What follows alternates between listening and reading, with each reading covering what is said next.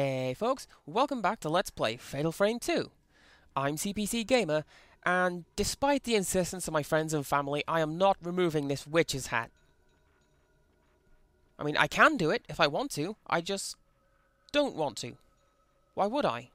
It's the source of my mystical powers. Intervention?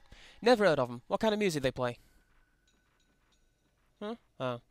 Anyways, in our last episode, we didn't really accomplish a great deal. We mostly just ran around and picked up keys.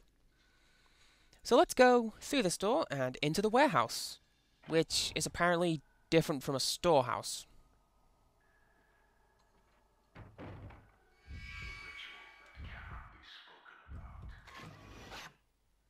Oh, come on, game. That reticle was blue. I had that.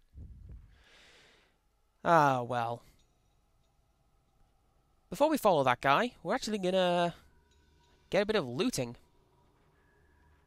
Literally, a bit. There is one thing to be had in this room. If you examine the furthest barrel to the right,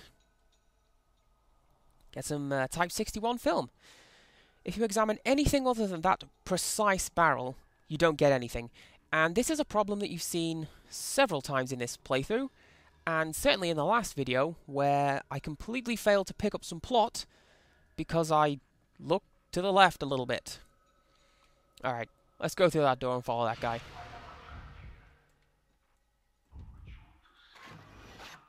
And find ourselves a ghost, apparently.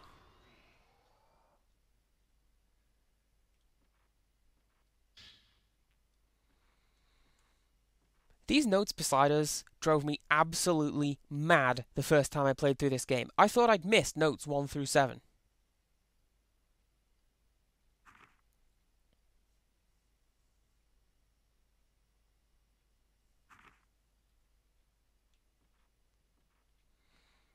Now you may imagine we have to go in this door, and you're absolutely correct. However, bully! We have 2 locks to contend with this time. Light and dark. Light and shadow. Whatever.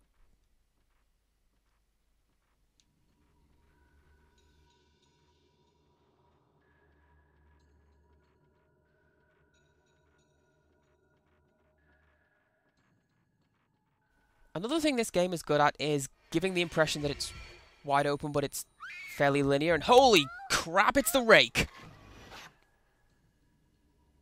Or a clinging shadow, whatever. So, if you don't know what the rake is, then don't worry, because you have missed precisely nothing. It was a case of somebody on the internet tried to write a horror story wherein nothing happens, and they mistook suspense with, no, literally, nothing is happening.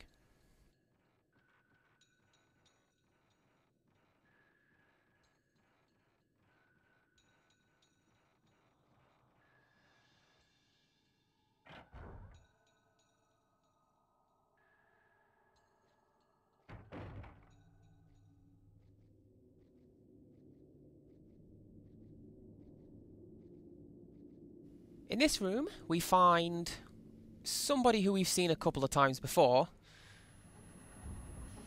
but who suddenly isn't best pleased at our presence. It's a veiled priest.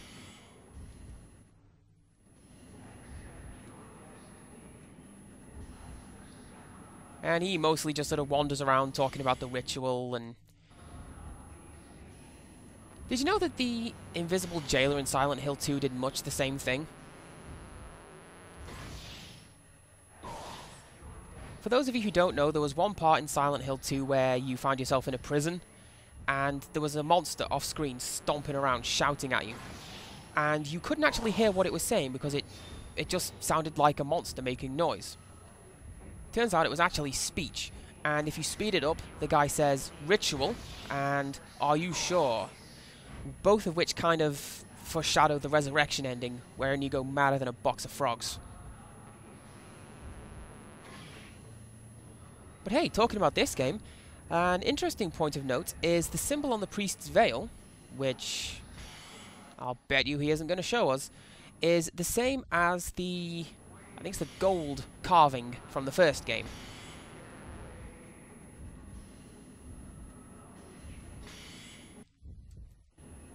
game doesn't actually explain why that is, it's left to your imagination. But I have a theory of my own, I've no idea how accurate it actually is, that the ritual being performed in this village is one of the 5 rituals that had to be performed to keep the Hellgate shut in the Himuro mansion. But that's just me randomly speculating. I generally wouldn't listen to a word I say. Tend to lie a lot.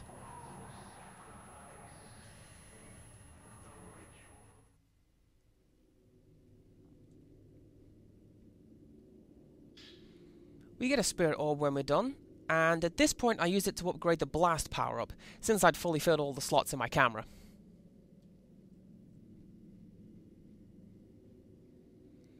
Now, this bit isn't immediately obvious, but we need to head back up to the cloth hallway so we can continue the plot. I think I put the emphasis on the wrong word in that sentence. Anyways, yes. Cloth hallway. There is a second door in the basement, and it is an exit, and it takes us outside of the house. But for the time being, it's locked with a hammer key, and clearly we don't have that yet, so we just have to play through and go this way until we get said key.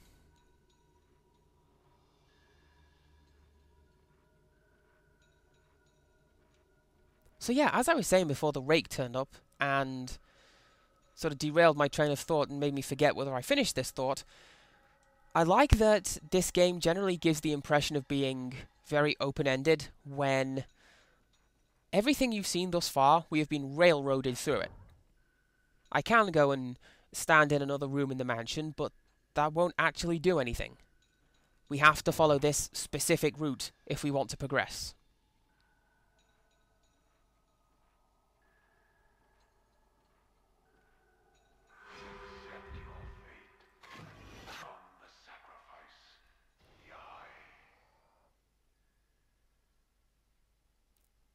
And I see there's that name again, Yai. This series seems to have a fascination with that.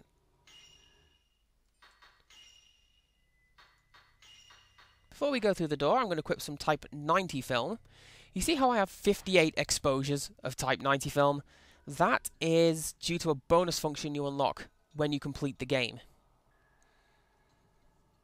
You unlock a shop, which allows you to buy extra spirit orbs, film, medicine, power-ups.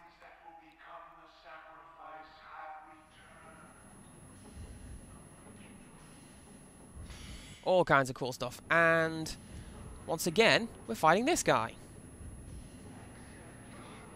As you've seen, this time around he behaves pretty much exactly the same as the Headless Priests from Fatal Frame 1. He'll throw not particularly powerful wisps at you. And as you've seen, he'll also try and smack you around with his staff.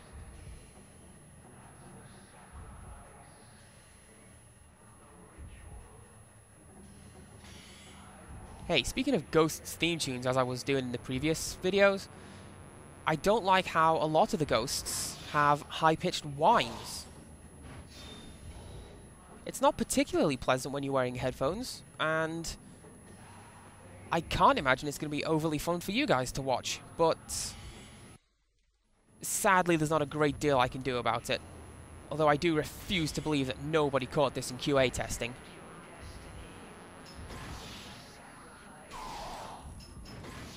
Okay, you hear that bell sound? And you may have seen the red light flashing at the top of the screen. That means we had a chance to get a fatal frame. And the fact that I was able to shoot the guy twice means that, yeah, I got a couple of fatal frames. Got a nice little combo going on.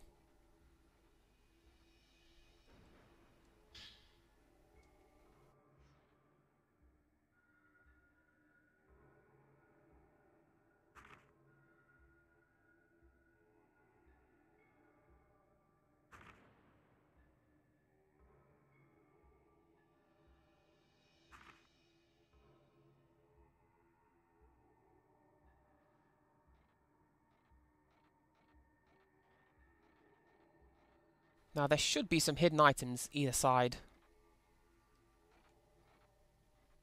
of the altar, he says, walking right past the very clear and obvious glowy orb.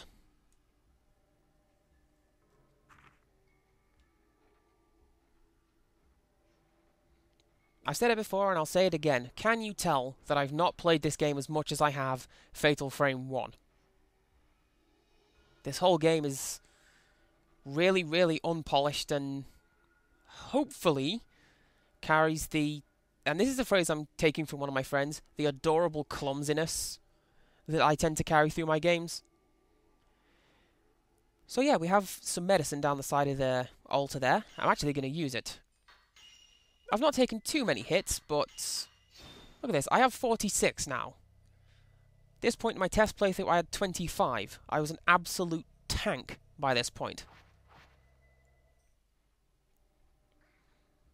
Now, we are meant to have spawned a spirit stone and a stone for the radio, but I'll be honest, I can't actually seem to see it.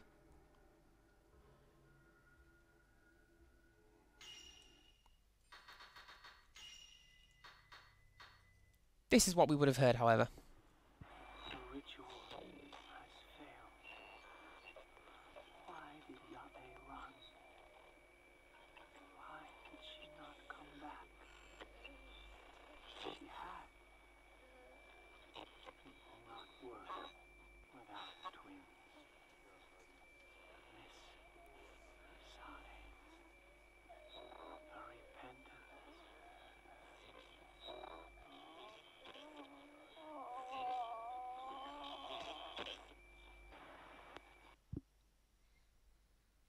I would imagine she ran because a freaky priest was trying to murder her and throw skulls up in her grill. I do believe that is the technical term for what happened here. So, this particular room, we have two sets of stairs, and we have to take the ones that go up. Helps us find a couple of things, and also advance the plot.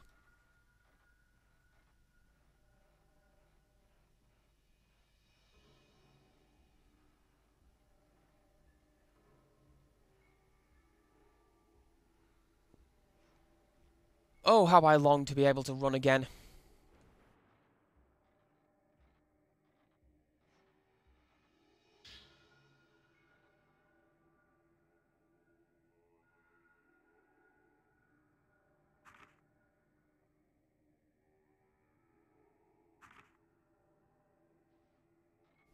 That's a really nice sentiment, if a little bit creepy.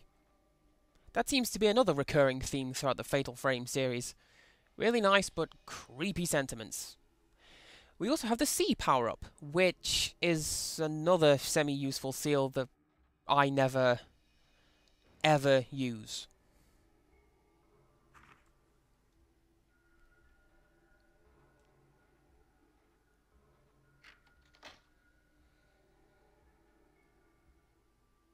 Standing on that pressure plate unlocks the door. And stepping off it relocks the door. How on earth will we get past? Maybe we can force the door open? Oh man, how on earth are we going to make it so that there is somebody stood on this plate and also somebody is able to go through that door? This is a really taxing puzzle, you guys, so I'm going to have to call it a video and think about this, and I'll come back to you next time with the answer. So until next time, goodbye.